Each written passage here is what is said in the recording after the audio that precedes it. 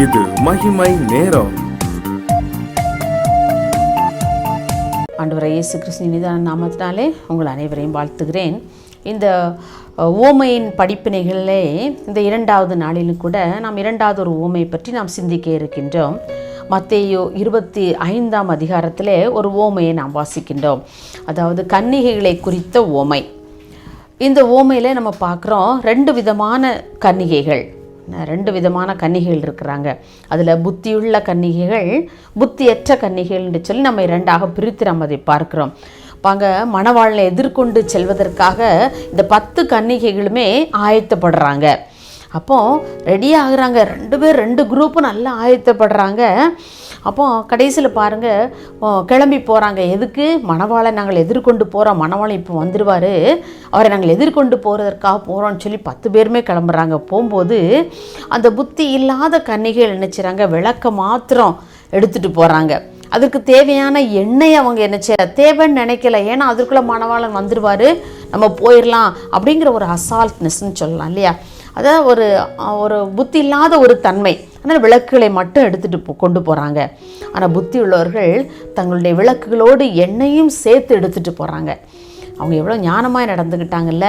அப்போ அந்த ஊமையில் நாம் பார்க்குறோம், இந்த ஊமையில் கூறப்பட்ட அந்த 5 புத்தி இல்லாத கன்னிகைகள் 5 புத்தி உள்ள கன்னிகைகள்னு சொல்லி ஊமையில் கூறப்படுகிறது. அப்போ நம்ம இந்த கேட்டகரியில் நம்ம எதில் இருக்கிறோம்? நம்ம புத்தியுள்ள கன்னிகைகளாக இருக்கிறோமா அல்லது புத்தியற்ற கன்னிகைகளாக இருக்கிறோமா என்று சொல்லி நாம் யோசித்து பார்க்க வேண்டும். பாருங்கள், அவங்க எண்ணெயை மட்டும் எடுத்துகிட்டு போகலை, இவங்க எண்ணெயை மட்டும் எடுத்துகிட்டு போகிறாங்கன்னு சொல்கிறோமே, இதை நம்ம எதை குறிக்கிறது என்று சொன்னால் பரிசுத்த ஆவியானவரை குறிக்கின்றது. இந்த எண்ணெய் என்பது பரிசுத்த ஆவியின் அபிஷேகத்தை குறிக்கிறது. நம்முடைய உள்ளத்திலே அந்த பரிசுத்த ஆவியானவர் இருப்பார் என்று சொன்னால் நாம் எந்நேரமும் எரிந்து பிரகாசிக்கிருந்து எரிகிற விளக்கை போல் நாம் யோவான் ஸ்நானகனை போல நாம் இருப்போம் இல்லையா? அதைத்தான் நம்ம இந்த ஊமை நமக்கு சுட்டி காண்பிக்கிறது. பாருங்க, புத்தி உள்ளவங்க நினைச்சிட்டாங்க, எல்லாவற்றையும் ஆயத்தப்படுத்தி வச்சிருந்தாங்க. அதை எதை காட்டுது? அவங்க அந்த பரிசுத்த ஆவியானவரை தங்களோடு வைத்திருந்தாங்க. அந்த எண்ணெய் எப்படி தங்களோடு எடுத்துட்டு போனாங்களோ அதே மாதிரி இந்த பரிசுத்த ஆவியானவரை தங்களோடு வைத்திருந்ததுனாலே பாருங்க, அவங்க அந்த மணவாளன் வரும்போது அவங்க எல்லாம் ஆயத்தமாக இருந்தாங்க. இன்றைக்கி நாம் யோசித்து பார்ப்போம், நம்முடைய வாழ்க்கையில் நாம் எப்படி இருக்கிறோம்? பரிசுத்த ஆவியானவர் நம்முள் செயலாற்றுகிறவராக இருக்கிறாரா அல்லது இந்த ஆள் தத்துவமான அந்த பரிசுத்த ஆவியானவர் எங்கோ மறைந்து கொண்டு இருக்கிறாரா? நமக்குள் இருந்து செயலாற்றுகிற ஒரு பரிசுத்த ஆவியானவராக இன்றைக்கு நாம் அவரை அனுபவிக்கிறோமா? அதை நாம் சற்று யோசித்து பார்ப்போம். அதைத்தான் இந்த புத்தியுள்ள கன்னிகளின் மூலம் நாம் அறிந்து கொள்கிறோம். புத்தி இல்லாத கன்னிகள் சொல்கிறாங்க பாருங்கள், ஐயையோ மணவாளன் வர்றதுக்கு லேட் ஆயிடுச்சு, அவர் இன்னும் வரலை, இனி எப்போ வருவாரோ தெரியாதே, என்னுடைய விளக்கெல்லாம் என்னச்சுது இருந்த எண்ணெயில் எரிந்து அணைந்து போகிறது. அப்போ நீங்கள் உங்கள் எண்ணெயில் எங்களுக்கு கொஞ்சம் தர்றீங்களா அப்படின்னு சொல்லி போய் என்ன செய்கிறாங்க, புத்தியுள்ள கன்னிகள் இடத்துல போய் பேசுகிறாங்க.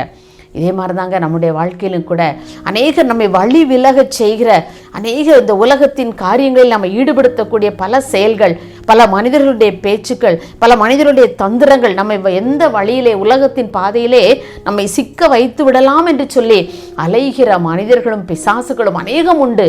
இந்த உலகத்தின் இச்சைகளுக்கு நாம் அடிமைப்பட்டு விடாதபடி இந்த புத்தியற்ற கன்னிகளைப் போல நாம் நடவாமல் புத்தியுள்ள கன்னிகைகளாக நாம் நடக்க வேண்டும் என்று சொல்லி ஆண்டவர் விரும்புகின்றார். பாருங்க, எவ்வளவோ கேட்டு பார்க்குறாங்க, எங்களுக்கு கொஞ்சம் உதவுங்க அப்படின்னு சொல்லி. ஆனால் புத்தியுள்ள கன்னிகள் ரொம்ப அழகாக, ரொம்ப அறிவுபூர்வமாக ரொம்ப அவங்களுக்கு பதில் சொல்கிறாங்க. பாருங்கள், நான் உங்களுக்கு தந்துட்டேன்னு சொன்னால் உங்களுக்கும் போதாது, எங்களுக்கும் போதாது. அதனால் நீங்கள் என்ன செய்யுங்க, போய் கடையில் போய் என்ன செய்யுங்க, காசுக்கார இடத்துல போய் நீங்கள் வாங்கிக்கோங்க, கடையில் போய் உங்களுக்கு தேவையான எண்ணெயை வாங்கி கொள்ளுங்கன்னு சொல்கிறாங்க. நாம் அதே போல் புத்தியுள்ள கன்னியை போல இந்த உலகத்தில் நாம் ஞானமாய் நடந்து கொள்ள வேண்டும்.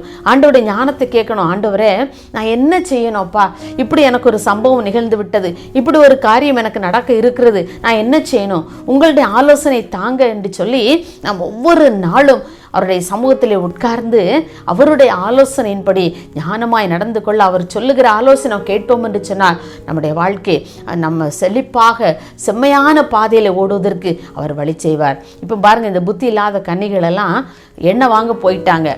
ஆனால் அந்த நேரத்தில் யார் வந்துட்டா? மணவாளன் வந்து விட்டார். மணவாளன் வந்த உடனே பாருங்கள், இந்த புத்தியுள்ள கன்னிகைகள் எல்லாம் அவரோடு கூட அந்த கல்யாண வீட்டுக்குள் பிரவேசித்தார்கள். ரொம்ப நேரம் லேட்டாக எண்ணெய்லாம் வாங்கிட்டு சரி நம்மளுடைய விளக்கம் அணைந்து போகாமல் இருக்கும் அப்படின்னு சொல்லி ரொம்ப சந்தோஷமாக திரும்பி வர்றாங்க. அங்கே கதவெல்லாம் அடைச்சாச்சு. மணவாளன் இவங்க இந்த புத்தியுள்ள கன்னிகைகளை மட்டும் கூட்டிகிட்டு நினச்சிட்டாரு. அந்த வீட்டுக்குள்ளே போய் கதவெல்லாம் அடைக்கப்பட்டு விட்டது. பாருங்கள், இவங்களுக்கு எவ்வளோ வேதனையாக இருந்திருக்கும்ல. இவங்களும் மணவாளனோடு போகணுன்னு தானே ஆசைப்பட்டு வந்திருக்காங்க. ஆனால் அவங்களுக்கு புத்தி இல்லாமல் போயிடுச்சுல்ல. அந்த புத்தியோடு கூட அவங்க எதை எடுத்துகிட்டு போயிருக்கணும்? பரிசுத்த ஆவியானவரை தன்னோடு கூட, அந்த எண்ணெயாகிய ஆவியானவரை தன்னோடு கூட அவர் எடுத்து சென்றிருப்பார்களானால் அவர்களுக்கு இந்த நிலைமை வந்திருக்காதுல்ல. இன்றைக்கி நாமளும் கூட அப்படி தான் இருக்கிறோம்ல. இன்றைக்கி அந்த பரிசுத்த ஆவியானவர் நாம் பெற்றுக்கொள்ளாமல், அந்த ஆவியானவர் நமக்கு போதிக்கும் ஆவியானவராக நம்மோடு கூட இருக்கிறாங்க, செயலாற்றும் ஆவியானவராக நம்மோடு கூட இருக்கிறாரா, இதெல்லாம் நம்ம பார்க்குறதே இல்லை. ஏதோ வேத வசனங்களை வாசிக்கிறோம், ஜெபிக்கிறோம், 2 நிமிஷம் போதும் அப்படின்னு சொல்லி நம்ம நினைக்கிறோம்ல. இல்லை எனக்கு அன்பானவர்களே, இந்த உவமையின் மூலமாக நமக்கு கற்றுத்தருவது என்ன? நாம் இந்த பரிசுத்த ஆவியானவரை நம்முடைய துணையாக கொள்வோம் என்று சொன்னால் அவர் எல்லா நிலைமையிலும் நம்மை போதிக்கிறவராக நமக்கு இருக்கிறார், நம்மளிலிருந்து செயலாற்றுகிறவராக இருக்கிறார். என்னுடைய வாழ்க்கையில் அனுதினமும் நான் அவருடைய பாதப்படியில் உட்கார்ந்து அவருடைய ஆலோசனை கேட்கிறேன். ஆண்டவரே, இன்னைக்கு நான் ஸ்கூலுக்கு போகிறேன், நான் என்ன செய்யணும்? ஸ்கூலில் என்னென்ன பணிகள் இருக்குது? உயர் அதிகாரிகள் வரும்போது நான் என்ன பதில் சொல்லணும்? என்னுடைய மாணவர்களை எப்படி வழி நடத்தணும்? என்னுடைய ஆசிரியர்களை எப்படி நான் வழிநடத்தணும்? எல்லாத்தையும் எனக்கு நீங்கள் கற்றுத்தாங்கப்பா. அந்தந்த நாளுக்குரிய ஆலோசனை எனக்கு தாங்க. சாலமோனுக்கு ஞானத்தை கொடுத்தீங்கல்ல, அதே ஞானத்தை நீங்கள் எனக்கும் தாங்கன்னு சொல்லி ஒவ்வொரு நாளும் அவருடைய பாதப்படியில் அமர்ந்திருந்து கேட்கும் பொழுது அவர் கரம் பிடித்து மிக அழகாக வழிநடத்தி கொண்டு வருகிறார்.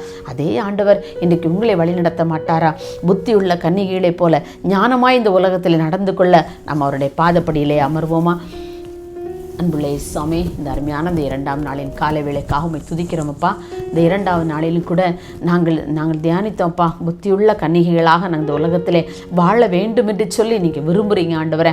நாங்கள் புத்தியுள்ளவர்களைப் போல வாழ வேண்டும் என்று சொன்னால் அந்த ஆவியானவரின் துணை இருந்தால் மாத்திரமே இந்த உலகத்திலே ஞானமாய் நாங்கள் பேச செயல்பட எங்களால் முடியுமப்பா. அப்படிப்பட்ட கிருபைகளை எங்களுக்கு தாங்க. இந்த உவமையின் மூலமாக நாங்கள் கற்றுக்கொள்கிற பாடம் அதுதான் ஆண்டவரே. உம்மை நாங்கள் எங்களுடைய வாழ்க்கையில் ஏற்றுக்கொண்டு நீ எல்லா காரியங்களிலும் எல்லா நேரங்களிலும் எங்களோடு இருந்து செயலாற்றுகிற ஆவியானவராக நீர் எங்களோடு கூட இருப்பதற்காகவுமே நாங்கள் ஸ்தோத்திரிக்கிறோம். இந்த உலகத்தில் எனக்கு படிப்பதற்கு ஞானம் இல்லையே, இந்த உலகத்தில் மற்றவரோடு பேசுவதற்கு எனக்கு ஞானம் இல்லையே, என்னால் அறிவுபூர்வமாக என்னால் நடந்து கொள்ள முடியவில்லையே, சில வேளைகளிலே முட்டாள்தனமாக நான் செயல்பட்டு விடுகிறேனே என்று சொல்லி கலங்குகிற ஒவ்வொரு பிள்ளைகளுக்கும் தேவையான உம்முடைய ஞானத்தை கொடுங்கப்பா. இந்த புத்தியுள்ள கன்னிகளை போல ஞானமாய் பேசி ஞானமாய் நடந்து கொள்ள அப்பா கிருபை கொடுக்கும்படியாக நாங்கள் செபிக்கிறோம். உம்முடைய கரத்திலே தாழ்த்தி தருகிறோம். இயேசுவின் நாமத்தில் பிதாவே, ஆமேன்.